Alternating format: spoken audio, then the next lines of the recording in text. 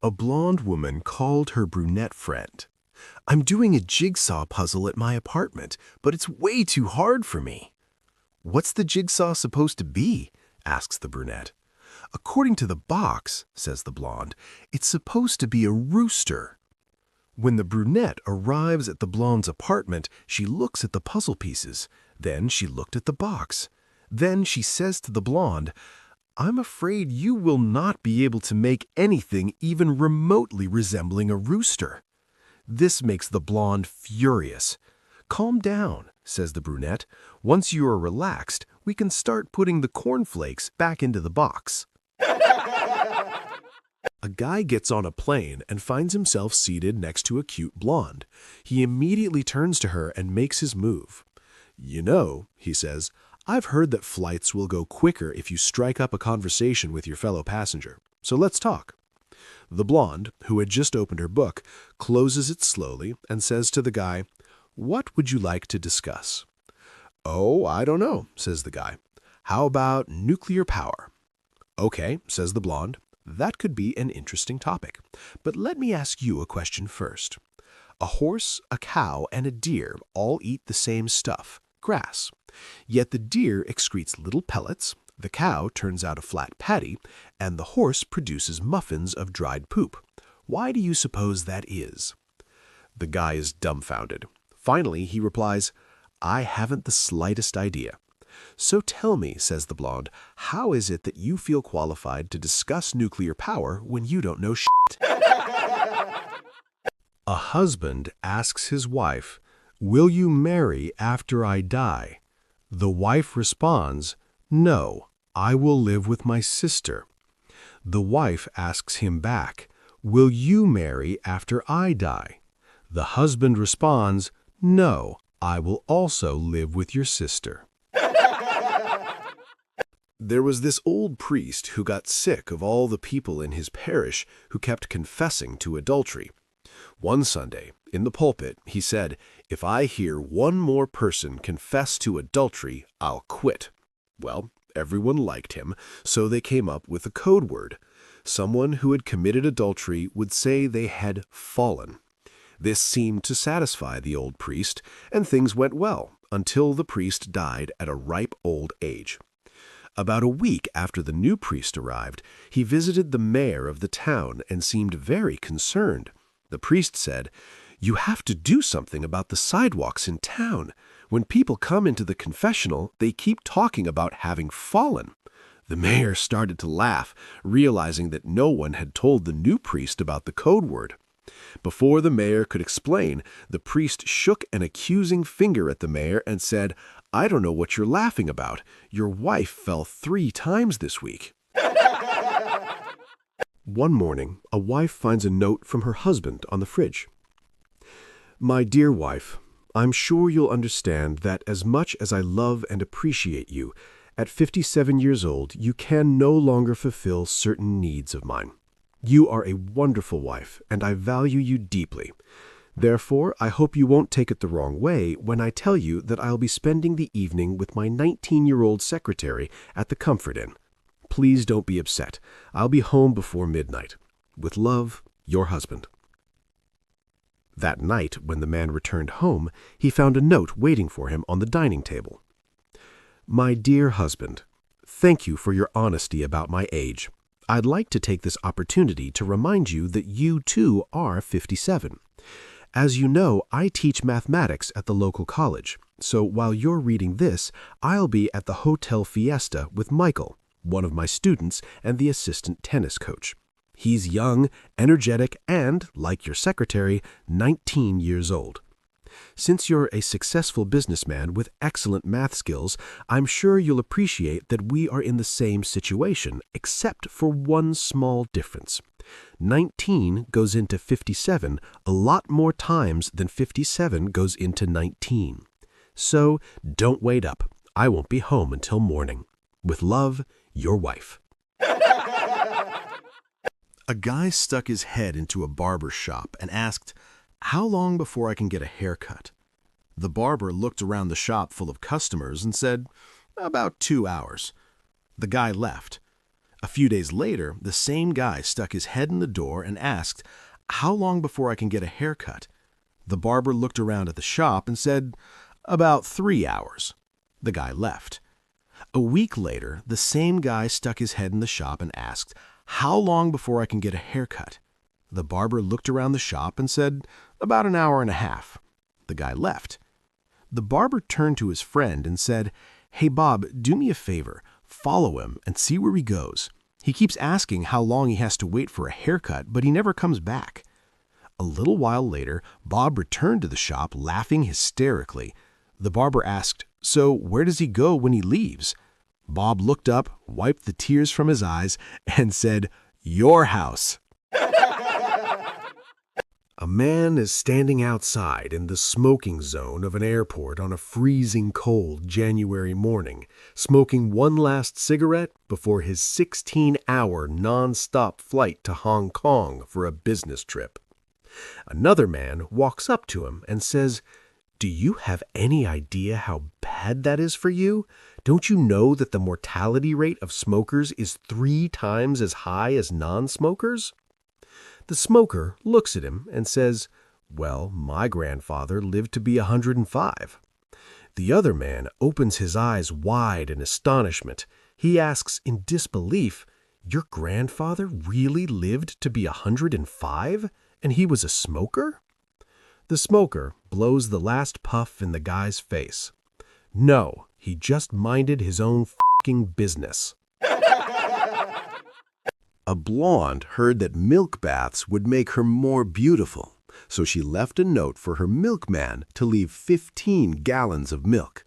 When the milkman read the note, he felt there must be a mistake. He thought she probably meant 1.5 gallons, so he knocked on the door to clarify the point. The blonde came to the door, and the milkman said, "I found your note to leave 15 gallons of milk. Did you mean 1.5 gallons? The blonde said, "I want 15 gallons of milk. I'm going to fill my bathtub up with milk and take a milk bath." The milkman asked, "Do you want it pasteurized?" The blonde said, "No, just up to my boobs." The other day, my wife and I went into town and visited a shop. When we came out, there was a cop writing out a parking ticket. We went up to him and I said, "Come on, man, how about giving a senior citizen a break?" He ignored us and continued writing the ticket. I called him an asshole. He glared at me and started writing another ticket for having worn out tires. So Bev called him a shithead. He finished the second ticket and put it on the windshield with the first. Then he started writing more tickets. This went on for about 20 minutes. The more we abused him, the more tickets he wrote. Just then our bus arrived and we got on it and went home. We try to have a little fun each day now that we're retired. It's important at our age. A Texan walks into a pub in Ireland and clears his voice to the crowd of drinkers. He says, "I hear you Irish are a bunch of hard drinkers. I'll give $500 American to anybody in here who can drink 10 pints of Guinness back to back." The room is quiet and no one takes up the Texan's offer. One man even leaves. 30 minutes later, the same gentleman who left shows back up and taps the Texan on the shoulder. "Is your bet still good?" asks the Irishman. The Texan says yes and asks the bartender to line up 10 pints of Guinness. Immediately, the Irishman tears into all 10 of the pint glasses, drinking them all back to back. The other pub patrons cheer as the Texan sits in amazement. The Texan gives the Irishman the $500 and says, "If you don't mind me asking, where did you go for those 30 minutes you were gone?" The Irishman replies, "Oh, I had to go to the pub down the street to see if I could do it first." Two blondes decided to split a can of Diet Coke.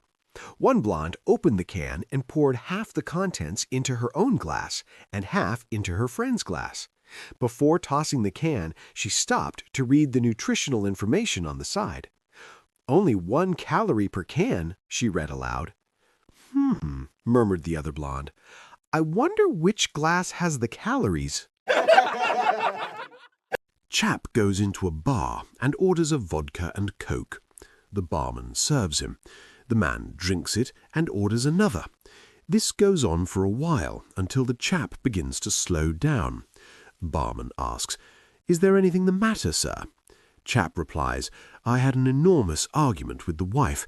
She said she won't speak to me for a month. I have to sleep on the sofa." The barman says, "The best bet is to stop drinking, go home, and don't let this argument carry on past the first night. Nip it in the bud." Chap says, "You don't understand. This is the last night." A blonde stopped at a gas station, got out of the car and opened the hood and checked the engine oil. After a few seconds of what appeared to be intelligent thinking, she took the dipstick in her hand and walked over to the attendant. "Excuse me," she said, "but can I buy a longer dipstick?" "Sure, ma'am, of course. Why do you need a longer one?" "Because this one isn't long enough to reach the oil." A priest is driving on the highway when he's pulled over for speeding. The police officer smells alcohol on his breath and spots an empty wine bottle on the floor. He said, "Father, have you been drinking?" The priest replies, "Just water." The policeman answers, "Then why do I smell wine?" And the priest looks down at the bottle and says, "Good Lord, he's done it again." A priest and a nun were lost in a blizzard. After a while they came upon a small cabin. Being exhausted, they prepared to fall asleep. There was a pile of blankets and a sleeping bag on the floor, but only one bed. As a gentleman, the priest said, "Sister, you sleep on the bed. I'll sleep on the floor in the sleeping bag." The moment he got zipped up in the bag and was slowly falling asleep, the nun said, "Father, I'm cold." He opened the sleeping bag, got up, took a blanket, and put it on her. Once again, he climbed back into the sleeping bag, zipped it up, and began to fall asleep, when the nun said again, "Father, I am still very cold." He unzipped the bag, got up again, put another blanket on her, and got back into the sleeping bag once again. Just as his eyes closed, she said, "Father, I'm so cold." This time he stood there and winked at the woman and smiled. Then he said, "Sister, I have an idea. We're here in the wilderness where no one will ever know what happened. Let's pretend we're married." The nun purred, "That's fine with me," to which the priest yelled out, "Okay, so get up and get your own stupid blanket." Oh, the beauty of marriage. A man went into a bar in a high-rise. He saw another man take a pill, take a drink, walk to the window, and jump out. He flew around for a minute and zipped back into the bar. As the amazed newcomer watched, the man repeated this twice more. Finally, the man asked if he could have a pill. The flyer said it was his last one. The man offered $500 to no avail, so he made a final offer of $1,000. The man said that it was all he had on him. The flyer reluctantly gave in, took the cash, surrendered the pill, and turned back to the bar. The man took the pill, took a drink, went to the window, and jumped out, only to fall to his death. The bartender walked over to the flyer at the bar and, wiping a glass, said, "You sure are mean when you're drunk, Superman." An old hillbilly farmer had a wife who nagged him unmercifully. From morning till night, and sometimes later, she was always complaining about something. The only time he got any relief was when he was out plowing with his old mule. He tried to plow a lot. One day, when he was out plowing, his wife brought him lunch in the field. He drove the old mule into the shade, sat down on a stump, and began to eat his lunch. Immediately, his wife began pestering him. Complain, nag, it just went on and on.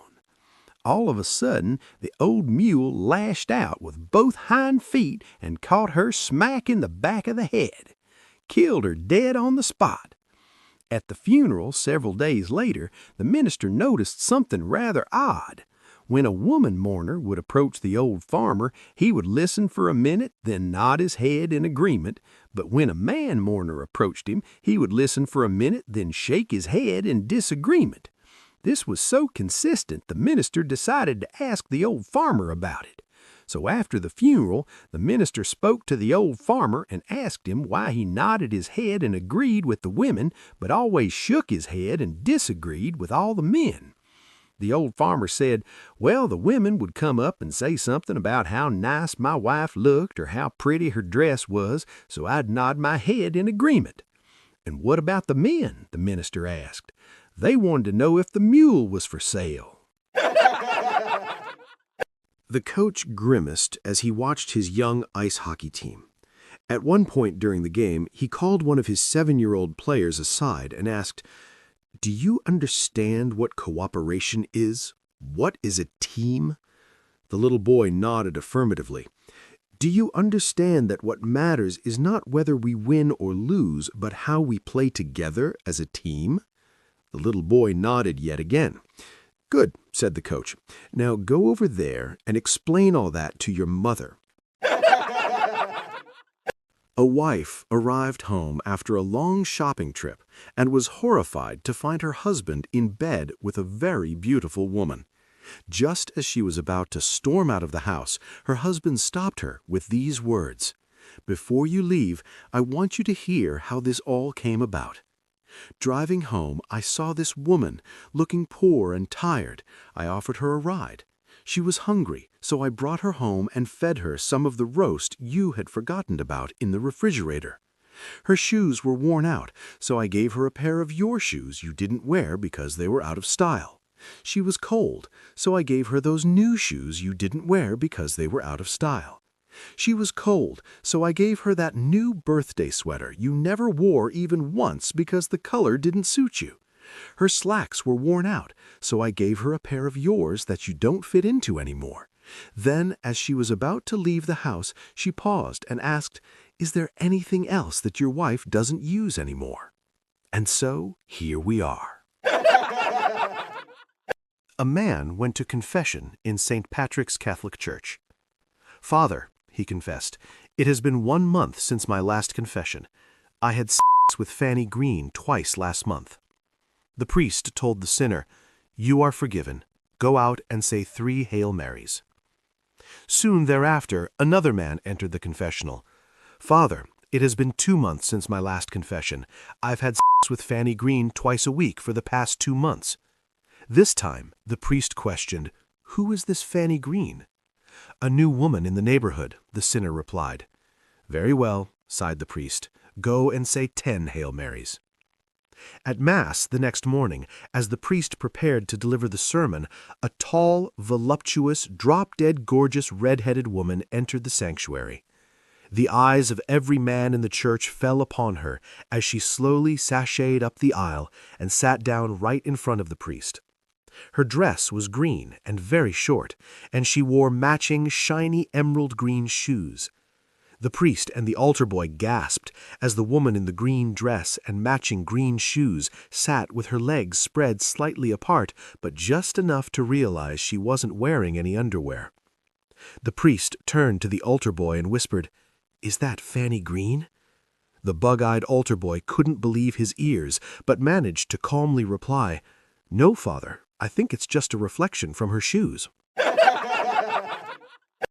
After making love, the man excused himself and went into the bathroom. When he returned, the woman sat up in bed and remarked, "I can tell you are a doctor by the way you washed your hands before and after." "Well, that's right," the fellow said with a self-satisfied grin. "Do you know what kind?" The woman replied, "I would say an anesthesiologist." "How did you know?" asked the MD.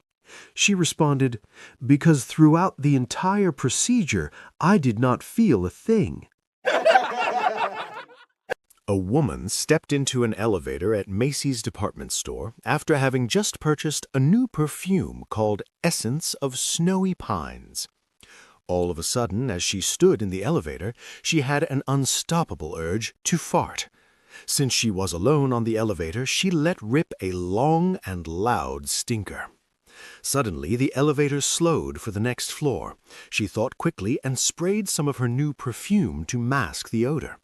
The door opened and a drunk staggered into the elevator. He leaned against the wall for support and began sniffing the air. The woman smiled and said, "How do you like the scent of my new perfume?" The drunk took another sniff and slurred, "It smells like someone shit a Christmas tree." Elsie, an elderly lady, stopped to drive into a parking space when a young man in his brand-new red BMW drove around her and parked in the space that she had been waiting for. Elsie was so angered that she approached the young fellow and inquired through gritted teeth, "I was about to park there." The man looked at her with disdain and replied, "That's what you can do when you're young and bright." This annoyed Elsie even more, so she got back in her car, backed it up, and then stamped on the accelerator and rammed straight into his BMW. The young man ran back to his car and shouted in a stunned voice, "What did you do that for?" Elsie smiled at him and said, "That's what you can do when you're old and rich." A man was looking for a place to sit in a crowded university library. He asked a girl, "Do you mind if I sit beside you?" The girl replied in a loud voice, "No, I don't want to spend the night with you." All the people in the library started staring at the man, who was deeply embarrassed and moved to another table. After a couple of minutes, the girl walked quietly to the man's table and said with a laugh, "I study psychology, and I know what a man is thinking. I bet you felt embarrassed, right?"